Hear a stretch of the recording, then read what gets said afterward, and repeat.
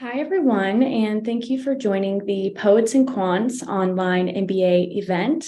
And of course, a big thank you to our panelists for being here. I'm your host, Anna Watson with Poets and Quants. And today we have a great list of questions focusing on the student experience. For those tuning in online, feel free to ask any follow-up questions to our panel using the Q&A function, and I'll try to get to those near the end. First, let's begin with meeting our lovely guests. Please, if each of you could introduce yourself, your company and your role, the school you attend, and also a fun fact about yourself. So Joy, let's start with you. Sure. Thank you, Anna. My name's Joy Mariner, and I live in Anchorage, Alaska. I'm part of the hybrid MBA program in my second year, so graduating here in just a couple of months. And I work at BDO USA. I'm the office managing partner of our Anchorage office, but do work in Seattle some of the time. And fun fact about me, I have 3 teenagers, and this weekend we love hiking, and this weekend we were glissading, which is you hike up and then you sled down the snow because there's still a lot of snow in Anchorage. So that's a little bit about me. Thank you so much, Joy, for sharing. Let's go to Caitlin. Thanks, Anna. Hi, everyone. Caitlin Dumont. I am the Director of Workforce Learning Innovation for Kaplan, which most people know as the SAT test prep guys, but we do way more than just SAT these days, and really thinking about that intersection between higher ed and corporate L&D, which is very appropriate that I get to sip my own tea as an adult learner in the Boston University Questrom School of Business online MBA program. I'm currently in Lewiston, Maine, which is about 45 minutes north of Portland, if you know the Maine area. And fun fact, I was a competitive ski racer in college, GS and slalom. So we'll keep the snow theme going, Joy. So I love skiing and still get on the slopes anytime I can. Thanks so much, Caitlin. Travis, let's hear about you. Well, unfortunately, I have to break the snow theme because I live in Houston and we just don't see such a thing. If it is, get to church because there's bigger problems. But as far as myself, Travis Baldwin, here with the JWMI, Jack Welch Management Institute. I have a BS in finance, BS in marketing, minor in international business. And after last promotion, I've become the director of global sales for Excite, international software company. And I spent about 20 years selling and managing in the SaaS-based arena.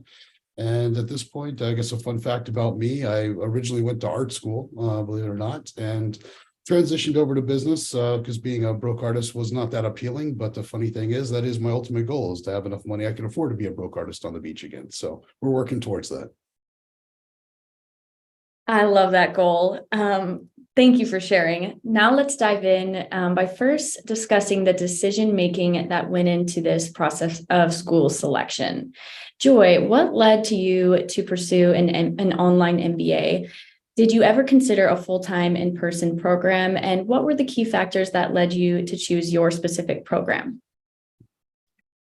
You know, I've taken kind of a roundabout way to my MBA. I graduated from Wellesley College, and my plan had been to do consulting for a couple of years and then go get my MBA pretty quickly after that. And I was in Boston and had that plan. I was working for a consulting firm there. And then I met and married this amazing man who's from Alaska, and we decided that sounded like a really good adventure. And so we moved to Alaska and never left. I love it there. I have a home there. I have a family there. And really just had always the goal still of getting my MBA. And I'm a 20-year I've been working in a public accounting firm for 20 years, doing auditing, consulting, all sorts of things. But in the back of my head, I always have wanted it. And I've always tried to figure out how to make that happen. So when COVID hit, it was kind of a no-brainer to me that, you know what, this is a good time to pursue some things that I want and for my own edification, for my own career, but also that could benefit my team, help me be a better leader in the role I already play. And the Foster Schools program, the hybrid MBA program, was a perfect fit for me because I don't live in Seattle, and they have the executive, night and weekend program. But for me, I'm such an in-person person. I didn't want an entirely online program. So the Foster hybrid program worked really well for me because I can have time. I can get to know the people. I can see their faces. We can have team time. every quarter, and then the rest can be done remotely. It fits into the life and work schedule that I have in Anchorage. And so that really was why, 20 years after graduating college, I came back to this, and it's been just a really great way for me to pursue something I've always wanted to do within the life that I've built. Thank you, Joy. And Caitlin, could you talk about what led you to pursue an MBA? Yeah, it's interesting because I have actually worked for a number of business schools, mostly in the executive education non-degree space, but MBA adjacent. So started my career with Harvard Business School and then the Tuck School of Business at Dartmouth before transitioning to the partner side at Kaplan. And a lot of people ask me, why didn't you do the full-time MBA programs? Because I worked for two institutions that only have the full-time 2-year residential MBA program. And similar to Joy, it just didn't fit into my life plan. I'm a mom of 2 young kids, 2 and 4-year-olds. And, I just needed something that was more flexible, that fit into my work-life balance. And I selected BU, the online MBA program, because it was super flexible, completely online. That worked for me, where we're having people conversations online, Joy. The price, it was super affordable. And also, I really loved the integrated modular format. I actually know a few of the folks who built out the program from the instructional design side of the house. And rather than taking one course on marketing and one course on finance, each module is thematic, highly application-based, and all of the concepts are woven together. So I can easily then go to a meeting the next day and start to apply some of the frameworks I learned. So I graduate this summer and just have really enjoyed my experience with the program. Thank you, Caitlin. And on to you, Travis. Well, very similar to both Joy and Caitlin. I had gotten to a spot in my career where I kind of hit that mid-management spot, was ready to get to those next levels. And as we all know, a lot of times those doors don't open without some additional acumen and curriculum behind you. So it was time to start pursuing that MBA. Started looking at a lot of the different programs out there. And as everybody's mentioned, we're all busy working professionals. This wasn't 22, finished up the undergrad, ready to jump right into an MBA program. So with that came a career that always had, 60+ hour work weeks, a lot of travel internationally. I never knew where in the world I might be on a given point in time or day. So being in a traditional brick and mortar educational environment was quite challenging because I couldn't guarantee every Tuesday at 3 o'clock I could be there for that class. So that really kind of transitioned me into looking at some of the online offerings that were out there that gave a little bit more flexibility. And I knew I wanted a highly accredited school. Obviously, if you're going to spend the money, make the investment yourself, you want to make sure it will return. So that was definitely one of the key caveats for me and kind of seeing how it could best impact it. So as I started to do research, I stumbled across JWMI actually via LinkedIn. I didn't even know Jack had started a school or a program. But it intrigued me. Growing up in a family of entrepreneurs, my dad was always giving me Jack's business books to read as a teenager and other things. So I was definitely a fan, knowing what he did, being CEO of the century and all the impacts he's had, obviously, on the world at GE and his tenure there. And so once I called up the admissions and started to find out what was going on, because you traditionally see in a lot of business schools, there's always a famous business name on the front of the school, but oftentimes it's more of an endowment or a recognition of. And I know Jack, all the programs out there to one degree or another study impacts of what Jack Welch did in the world. But this was a very different program. And what really intrigued me is this was not a program studying Jack, but rather a program built by Jack. He was highly involved in the development of the curriculum, the picking of the professors, the deans, everything else with that. I mean, his fingerprints are all over it in the curriculum. And also because of all the associations he's made over his time and the network that he had. I mean, you can list off tons of names of Warren Buffett's and all the usual fare, but they've all volunteered to teach classes and be industry experts at the school. So it really was an amazing immersive environment to learn from business and thought leaders, market disruptors, et cetera, that were out there. So found that incredibly intriguing and decided to jump in. And honestly, it's been one of the best decisions I've ever made for me. The kind of learn on-demand model that Jack Welch provides is very asynchronous. So it allows you to learn when you're at your best. Some people are morning people, evening people, you got to juggle work, those kind of things. And it gives you that flexibility to do exactly that. So it was very empowering, allowed me to focus and keep going forward at work, which is obviously the most important thing, keeping bills paid. And we've all mentioned family. So got to keep them fed too. It's the law. But with that, we kind of went forward and it just was a door opener and a career changer for me that I look back on and cannot speak highly enough about.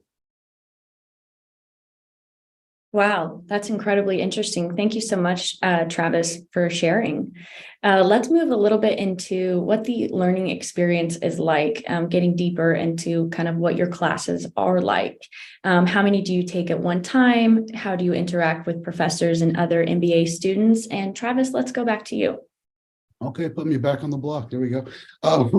No problem. Well, so as I mentioned, JWMI is an asynchronous model. So what that means is there's not a set day and time for your classes, your lectures, those type of things, but rather it's available to you to digest when it works best for you and as many times as you might want to. So unlike a traditional program where you're constantly trying to write notes, trying to listen the best you can, maybe only one or two people are raising their hand and answering questions while the introverts are in the back of the class, it really is an inverse on that model.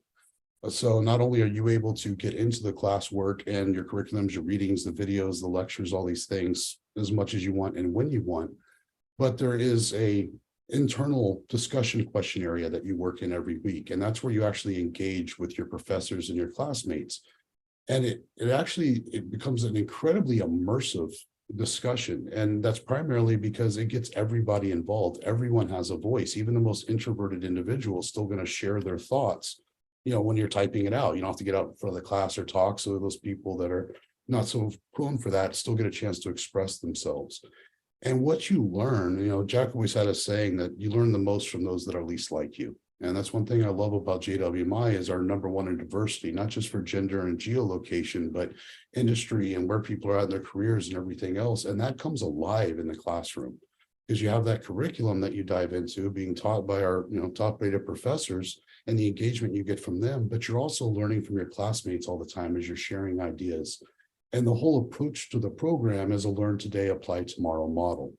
And what that means is that every single week you come in and you're reading case studies, the traditional things that you get into, but what are the key takeaways? The biggest aspect of it isn't just did you learn the skills or the main impacts of that, but rather how do those apply to you? What can you go forward and do with this? And it's to work through a game plan. So every week you're talking about how those week's learning lessons apply to your career, your life, your business, your role, whatever it might be.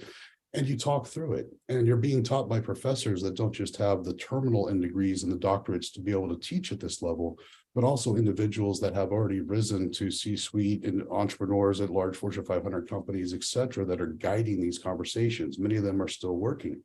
So what you find is not only are you getting that curriculum, but you're also being taught by somebody who's been there and gone through the implementation process, knows the things to look out for, what's going to come with change management, et cetera.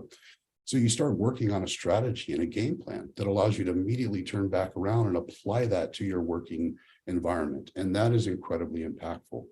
So the class design itself, comes to you when you need it there, but it's not really cohorted.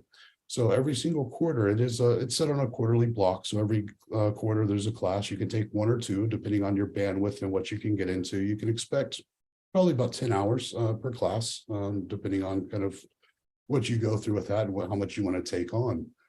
But with that, you have a chance to meet all these individuals from all over the world and get into that. And that processes through on each and every one of those quarters, getting into those blocks of time.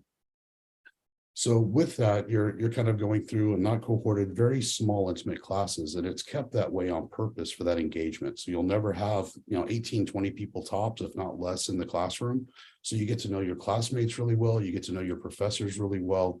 And from that, you're shaping and applying things daily to your career. And frankly, that's the real game changer for me. It's find 2 out of 3 of the students are saying they're getting raises and promotions just while going through the program. And I think that's a huge differentiator for JWMI's approach. Yeah, thank you. Caitlin, what about your program? Sure. So at BU, it's a fully online program, but it's a polysynchronous approach. New word I learned from a colleague in instructional design, which means it's a combination of asynchronous and live content fully online. And it's a phased approach. So each week there's a week of content release, and the first phase is learning more didactic, thinking through these asynchronous videos and readings, a few knowledge checks. And then we have a live session where one of the faculty really brings it all together. And at first I was a little skeptical of online live learning, but it's just been such an amazing experience between utilizing breakout groups or interactive exercises to really give everyone in that session a voice. And then the final phase after that live session is the application piece and putting it all together. And whether that's through teaming or individual reflection, how do you apply that week's framework to the learning?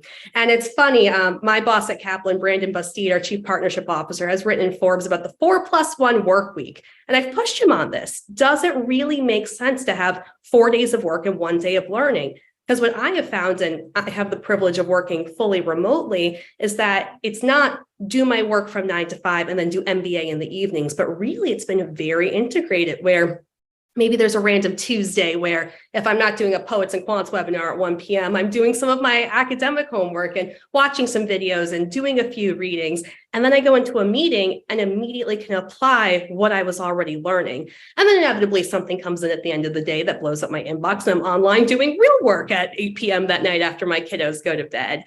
But one of the really unique things I mentioned earlier about BU is this thematic, integrated, modular approach. So what the heck does that mean? It means you get what you get, you don't get upset, but it's 6 modules and you can take them a little bit out of order, but there is a flow that goes through each of them and they each focus on a key theme or trend that's critical for business leaders today that BU has identified through its market research. So right now I'm in the 5th module, and that's creating and capturing value globally. So we do a little bit of marketing strategy, pricing strategy. How do you increase customer willingness to pay? Then operations management, how do you decrease cost? And then putting it all together with classic strategy frameworks, a little Porter 5 Forces industry analysis, a little firm analysis.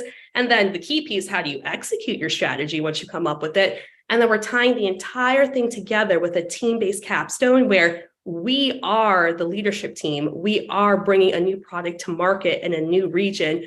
How do we put all these pieces together? How do I identify the different SKUs I'm going to introduce? How do I think about what my MSRP is? How do I think about my advertising and promotional and distribution strategy? So it's really fun to see the frameworks at work. And I'm already having conversations at Kaplan where I'm like, have we thought about our customer willingness to pay? Spoiler alert, they have, but now I get to have a seat at the table and a voice in the conversation. And, throughout my career, I've been around these kind of 2.0 executive learning strategy thinking, and I was missing what I'm calling that foundational piece of the pyramid. I was a liberal arts major. No one went over a P&L with me when I was in undergrad. And I feel like I really have the chops now to have a voice, a seat at the table. And to your point, Travis, hopefully that promotion-worthy track, but the application piece has been surprising, but so critical to my experience. Yes, I'm hearing a worthy application piece as a theme among the first 2. Now going to Joy, what is your program like? Sure. And I guess very similar themes with the hybrid program at Foster. One of the reasons I chose it, though, is that it is a little bit more, traditional from an MBA perspective. You do finish it in that 1.5 to almost 2-year program. It's 6 quarters.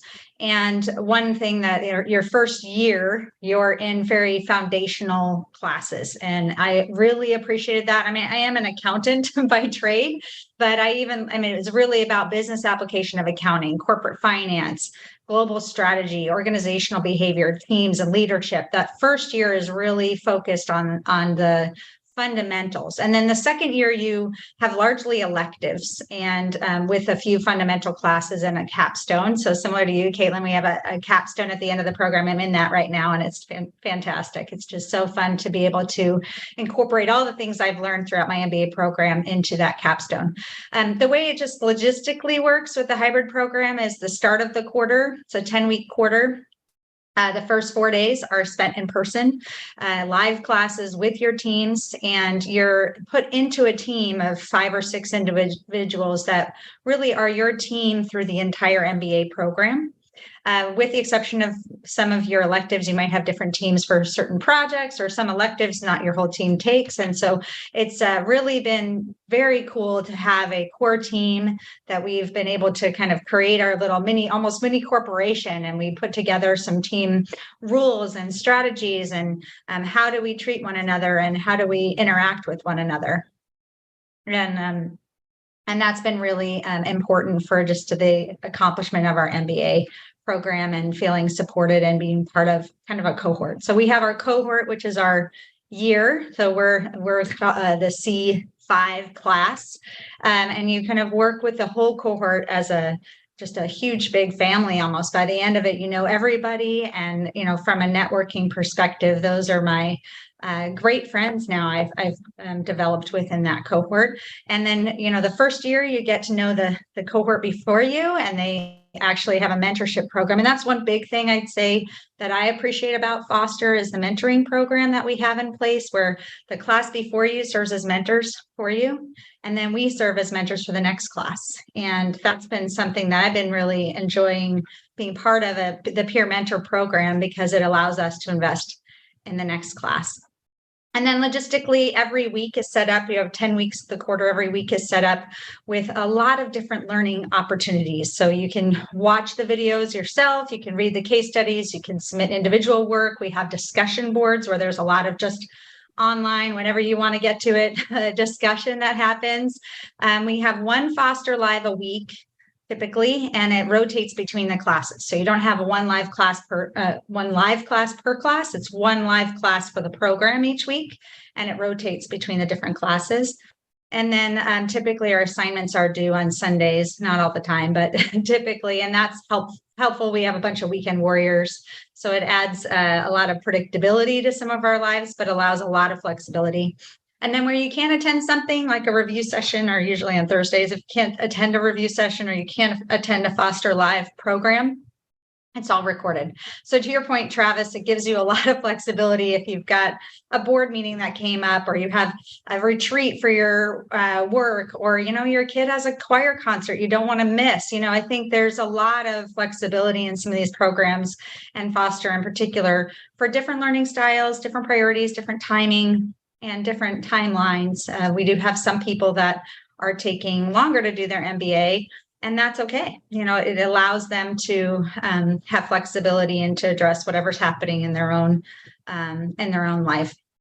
And then one of the other main reasons I chose Foster, besides the live component mixed with that online flexibility, was that I have the opportunity to audit any of the classes and electives I wasn't able to take after I graduate from the program for free. I'm really looking for, there's so many electives that I really wasn't able, you know, I have to pick one. And so I'm really looking forward to auditing some of the classes that I wasn't able to take during my actual 2-year period of time. Thanks so much, Joy. One follow-up for you, because I had spoken to someone in a different reporting scenario about the teams and the mentor-based program that Foster has. Could you describe maybe one scenario where you or your team sought guidance from one of your mentors? Absolutely. So I actually serve as the peer mentor lead on our student council. And I think that's maybe another thing about Foster that I really like, that there is a student council, almost an advisory board to the program. These are things that we want to advocate for the students, or we want to, you know, help create sort of that network and that feeling like everybody's part of it. And so as the peer mentor lead, you know, I've been able to help lead programs for the next class. And that's what was done for me as well. And I think one of the biggest things we see is people feeling overwhelmed with I just started this program. Oh my gosh, there's so much. I don't know what where I'm supposed to put things, or what's the best way to do asynchronous communication. Is it Slack? Is it email? Is it Teams? There's so many different ways to communicate. And so I would say one of the biggest things is just encouragement and being sort of an ear to hear. And how are you doing? Asking those questions. What's the most challenging for you this quarter? Asking those of our newer students to see, okay, well, I found that to be hard too. Here's a great way to work with this professor. You know, I found with this professor, you know, going to the office hours are going to be the best way to get some additional help. Or, you know, this TA was really, really helpful. You don't necessarily go to the professor here, go to this TA. She's really going to walk you through how to complete that exercise. And so it's not about, you know, allowing, we don't share answers. We don't share our group projects from last quarter, anything like that. It's really about encouragement, helping connect with resources, being sort of a sounding board. And then all the peer mentors get together and kind of put together sort of a best practice sheet for the first year. students? What is it that helped us this last year? And that has been building with each new class. We add more to it and we say, oh, no, that didn't help me, or this was great. And it really just is almost a guide, a student version of the how to really thrive during your first year. It's not about survival here. It's about thriving. How do you get the most out of the program, the most out of the relationships you're making with the people around you? One of the things in there, just as an example, is that, you're in it for the M, B, and the A, not the A. And there's some people who come into these programs thinking, oh my goodness, I have to be 100% because they're 100% in their undergrad or they're 100% in their lives. And there are people who are able to do that and do that really well and maintain that work-life balance. But there's other people in the program that are, raising 3 teenagers and, working 60 hours a week around that. And so, maybe for me, I'm going to do my 100% work on my group projects to make sure my team, if there's somebody on the team where that's really important to them, that they can achieve it. But on my own work, not that I'm not doing well, but I'm not going to kill myself and put in, 500 hours on this project. I'm going to do the right thing and I'm going to do my best. Then if I get, an 85, I'm going to be okay. And so I think it's all about creating an environment where you can be you and we can support one another. And it's not about me getting ahead. It's about the whole group succeeding as a whole. And that's really where that foster fosters this sense of just we're a group, we're a cohort, we're going to end this together, we're going to succeed in it together. Let's bring everybody up. And that's been really a fun part of the student experience for me. Thank you so much for sharing, Joy. And now onto the subject of networking. How does your program help facilitate and support working or meeting with other members of your cohort, one another, or alumni? And Caitlin, let's start with you, please. Sure. Well, as part of the BU program, teaming is a huge aspect. You're placed in a team of 5 to 6 other peers every single module of the program. And at first, I don't think I gave that piece of the program as much credit as credit was due, because I have had some fabulous groups and we're all coming to the program from a very similar life place. And I think a lot of people pursuing an online or hybrid MBA are coming to that program from a similar life place where we're motivated to move up in our careers. A lot of us have families and children and full-time jobs. But I will be heading to Boston next month for graduation and meeting my Mod 1 team for dinner in person for the very first time. But just from our text thread, I feel closer to them than I do with some of my college roommates who I lived with. So it's been a really great environment as far as that goes. We do have an optional peer mentoring program. So I've been both a mentor and a mentee throughout the modules for that. It's been really great getting to know other colleagues through that experience as well. And I would say the scaffolded approach of the live sessions, it starts with a larger session, there's breakouts, there's way to integrate and work through discussion boards and other small group mediums. So it's been both a breadth of individuals that I've gotten to meet globally throughout the program, but also I've gotten to know a few extremely well, and that's been very rewarding from a networking standpoint. That sounds wonderful. And how about you, Travis, on the networking side? Yeah, so there's a lot of ways to get connected to the networking that JWMI provides. It is a relatively new school, all things considered, but it's also the fastest growing MBA program out there. It already has over 5,000 students and alumni around the world. So the cool thing about JWMI is the fact that not being cohorted means that every class you're going to be running into new people from all over the world, different parts of their careers, different industries, etc., learning from them, getting to know them in very small, intimate settings. But in addition to your classroom connections and the friendships you make there, there's also a way to get you connected to all those thousands of student alumni all over the world. So we do have a student alumni advisory board that's there to really act as the voice of the student body. Every year they're voted on who's going to represent the voice of the students. And their role is to give that feedback to the school that they hear from the students. How can your experience in the classroom be better? How can networking be better? What would you like to see in the program? And then help implement that throughout. So over the years, that's led to several things that have come through, one of which is JWMI Connect. It's a private LinkedIn, I guess, if you want to think of it that way. But once you actually take that first step and take the first class, you'll get access to that. And that gives you the ability to connect with all the thousands of students, alumni around the world, as well as the professors. over 70% of the students on that platform, alumni as well, say that they're open to being mentors. So there's actually a way that you can sort through that if you're looking for a mentor, and it'll automatically pair you based on your credentials and your industries and give suggestions. But then you can also go and search people out. So success is defined differently for a lot of people. Some it's to start an entrepreneurial effort, some it's to get advancement at their company, some to run their legal or medical practice better, whatever that case might be. But it gives you that opportunity to connect with those that either have a trajectory you want to follow, or maybe you've uncovered that, hey, this isn't the direction I want to go in life. And as you've learned a little bit more, you want to get into this new industry or whatever, and you want to reach out and get some advice on the best ways to do that. So that's a really cool element within the platform, but it's also going to serve as your gateway for all things JWMI. So even though we are asynchronous and it is virtual, there's a ton of ways to get you connected to people in real time. So virtually every month we do a coffee connect. It's just a casual get together, kind of on Friday mornings before work or evening hours for those of us on the eastern side of the world.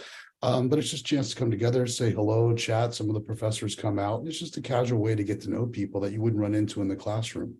Then we also have a kind of a later evening one of that called Cocktails and Conversations, same format, but also happens once a month just in the evening hours to provide another time frame for people. And then there's a quarterly event, the Global Networking Night, and that kind of kicks off in Shanghai and Hong Kong and just goes as the world turns and ends up in Australia. So you can come and go throughout the day as it works for your schedule and meet people you never would have run into or had already graduated, whatever the case might be. And then in addition to that, all things virtual, you will have a chance to actually meet your fellow students and alumni in person at JWMI, graduation, obviously, but we have an ambassador program now. There's over 100 city ambassadors around the world. And what they do is actually help set up local on-ground events to coalesce and bring students and alumni together in that local area. So those are set up everywhere, and they put on coffee get-togethers, lunches, after-work drinks, whatever works for that particular city, whatever resonates for them. And it's a chance to pull everybody together in person and kind of have those little clusters around the world, which is a lot of fun to get people, know people close to you that maybe already went through the program, to give some guidance and suggestions, people just starting out, and again, just furthering on that mentorship. So a lot of ways to get you connected. It's just a matter how much of that is important to you in your educational, pursuits. Yes, thank you. And Joy, what about your networking experience? Networking can take so many different forms, and it can be a real informal way of just connecting with folks. And I think one of the most valuable pieces of networking I've already talked about, which is about, really getting to know your own teams that you're working with on projects. And you really get to know people when you have the opportunity to really work with them and brainstorm on ideas and, challenge one another with edits on a paper. Those are the fun ways of really getting to know people and to building trust. If you really want to have a network that is a referral network, you really need to have that trust in there. It's different than just meeting somebody one time.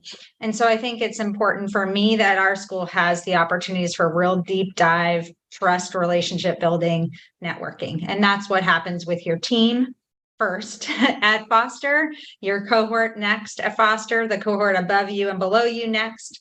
But there are a lot of opportunities as well for cross-program networking. So with the EMBA program or the Tech MBA program at Foster, and also with the full-time MBA program.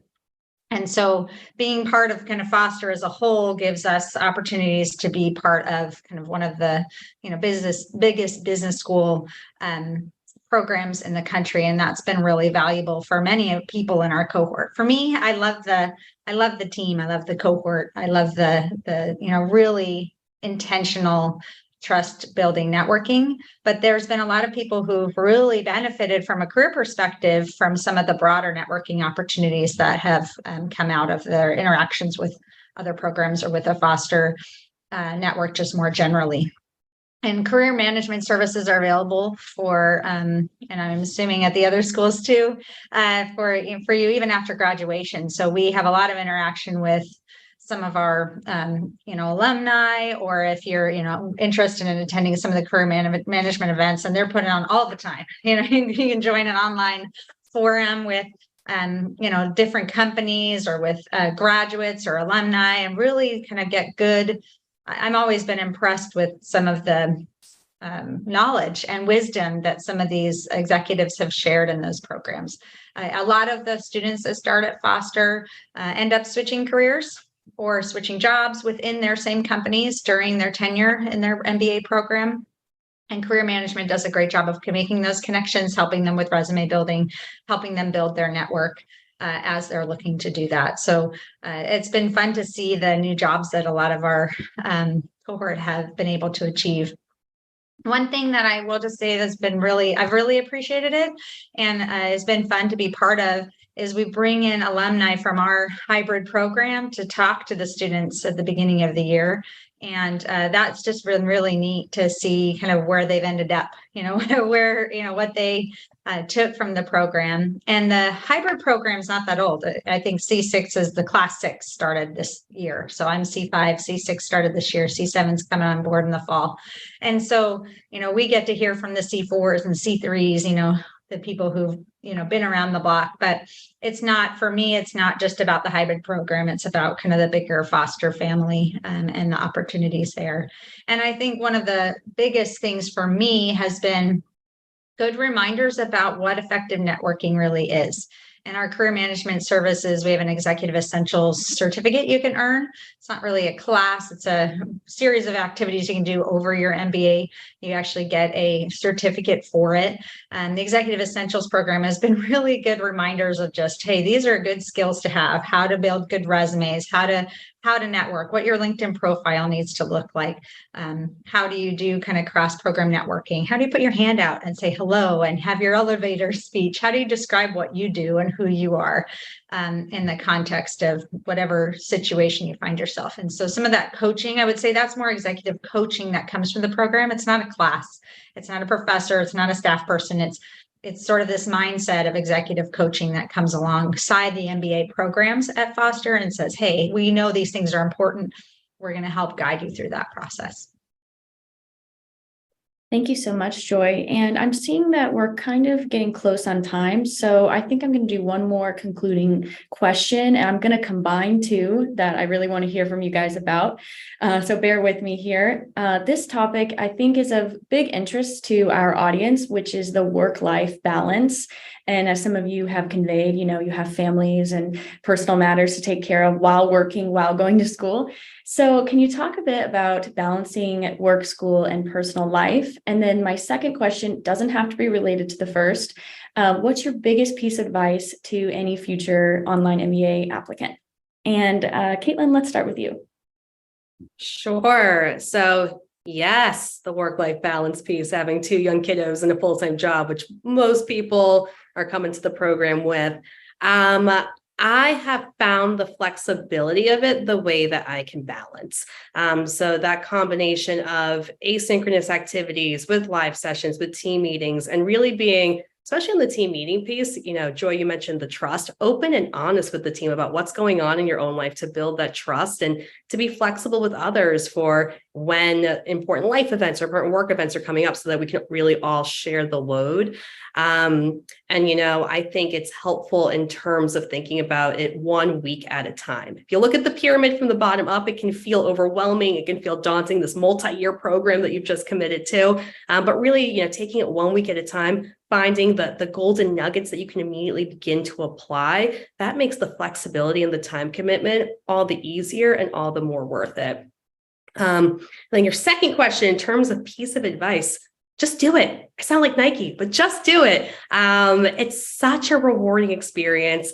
It's so interesting to look at that overlap between learning in school and the work you're already doing and seeing how you can implement it and meeting amazing colleagues from around the globe. I kind of want to go get a second MBA now from Foster or Jack Welch, because every program I hear about is so amazing, but you can't go wrong with doing an MBA program. So yeah, that's my advice. Just do it. Thanks, Caitlin. And on to Travis. Yeah, well, as far as the first question, the work-life balance, I think that's probably one of the number one things that prohibit or at least cause people to stall their pursuit of higher education, that investment in themselves, because we're all already busy. And if you're already working 60 hours a week, you've got the kiddos, you've got life, there's always that question of my bandwidth is already stretched. How am I possibly going to fit this in? And again, going back to what we talked about earlier with that 10 hours a week, I think if we all realistically sat down and looked at how we filled our time, the TV shows we watch, the hobbies we have, these type of things, you can easily carve out an hour or two a day to get to that amount of time, and to look at this rather as an investment in yourself. And another big part of the program, and I'm sure, Joy and Caitlin would say this as well, but I know specifically at JWMI is the way the program was designed. First and foremost, Jack built and designed this program for working adults from the very get-go. That was kind of the target audience. Those were the people that the school was designed to benefit the most. Not that people don't come right from the undergraduate, but the vast majority are working professionals that are looking for that next stage. And the program is designed with the Learn Today, Apply Tomorrow model to really make those two coalesce. So rather than be two separate entities of I've got my work and then I've got to go put my time in for school, you start to find by the end of just the very first class that those two are coming together and actually synchronizing. And what you're doing in class is directly affecting work, and what you're doing in work, you're bringing you back to the discussions, and you start to look forward to all that, and it starts to become one marching order forward that you just kind of look into and fit around your day. So you can do it. I promise you, if you look at any of these programs, I'm sure if you were to look at your schedule, look at your time, consider some time blocking and say, where can I carve out at least an hour or two a day? Is it lunchtimes, evenings, mornings? What works best for me? You can do this. And to get to your second question, and I've got to say ditto big time to what Caitlin said, because go for it. I mean, ultimately, what you do today is going to affect tomorrow. And these are choices. This is an investment in yourself, and it's going to pay back higher dividends than very few things can ever touch in life. This is a chance for you to, I hate to say, be a little selfish, but ask yourself, if you've been thinking about an MBA, why? There's obviously something more you want, something else you want to do. And the reality is that's not going to change unless you change and you start that process. So if you want what tomorrow can be for you, you want to be your best self, you want to have the biggest impact you can on your life and your career, it's up to you to do it. And as Caitlin very eloquently said, if it's a top-rated MBA program, any of the Poets and Quants 25, you're going to be in good shape. I mean, going forward with those programs, you're going to land on your feet. So it's more a matter of finding what's the right fit for you, the approach. You've heard a couple different models today. What's going to be best for me in my life to empower me for tomorrow? And then jump. Make that investment, go all in, invest in yourself, be a little selfish, because it's only going to allow you to take care of those that you love and are around you that much more in the times to come. And Joy? Well, definitely great advice there. I would say very similar things. Work-life balance this last couple of years has really taught me to narrow down to the essential. And you also have to know how to say no. And I'm not a very good no person. And so I think this past, couple of years being in my MBA program has helped me really identify what is it that I really need and want in my day. And, there are, to Travis's point, I think we can all carve out an hour or two a day of things that we don't really need and we probably don't really want, but we're, doing because of whatever reason. And I think that's really been helpful for me to kind of say, okay, I'm going to identify these are the things I definitely need and I definitely want, and just hug them, just protect them, fight for that time that you need to take for yourself for a walk. Or maybe you're somebody who, really wants to be there to cook breakfast for your kids, or you're somebody who really wants to have that time alone with your significant other. And that's what you're going to carve out and protect that very, very vehemently, because that's really what is the essential to you. And it can be different for each different person. But allow for flexibility otherwise. And I guess in that process of work-life balance, it's a matter of giving yourself a little bit of grace. For me, I'm somebody who, normally the house is sort of clean and my clothes or my kids' clothes aren't all over the floor. And so there's been a lot of this, what, it's okay, I have an assignment due, or, what, that's all right, or really asking for help, telling my kids, you got to do your own dishes right now because I've got a paper due. So, asking for people to step in and not being everything for everyone, which I think is something that anybody who has any sort of drive tends to do that. You put more pressure on yourself than is necessary, and you tend not to ask for help. So fight for the essential, protect it, give yourself flexibility, and then also ask for help. And some of that ask for help may be from your team. To Caitlin's point, great point. making sure you're communicating, hey, I've got this vacation and I haven't had a vacation and I need this vacation and I'm protecting these 4 days and I'm not going to be there. Is that okay? I'm going to do all these things ahead of time and all these things afterwards, but this 4 days I'm protecting. And communication with your team, with your professors if you need it. Things come up. I had last fall, my son was in the emergency room and I just called my professor and said, I'm sorry, I'm not going to have this done. No problem. Gave me an extension, no problem. So then on the advice piece, definitely just do it. It is worth the investment. And then the last thing I'll say related to kind of a piece of advice is don't think that you don't have something to add to these programs. I think that's something, I'm too old or, or I'm too young, or I don't fit the mold of the normal MBA student. That's one of the best things about these programs is the diversity that you find in the students themselves. And so walk into this knowing that you have something to add to somebody else's experience and be yourself, because they're going to benefit as much from that as you will. Yeah, that's a great point, Joy. Once again, a big thank you to our panel for having such an enlightening perspective. And again, big thank you to our viewers for their interest, and good luck with the rest of your school.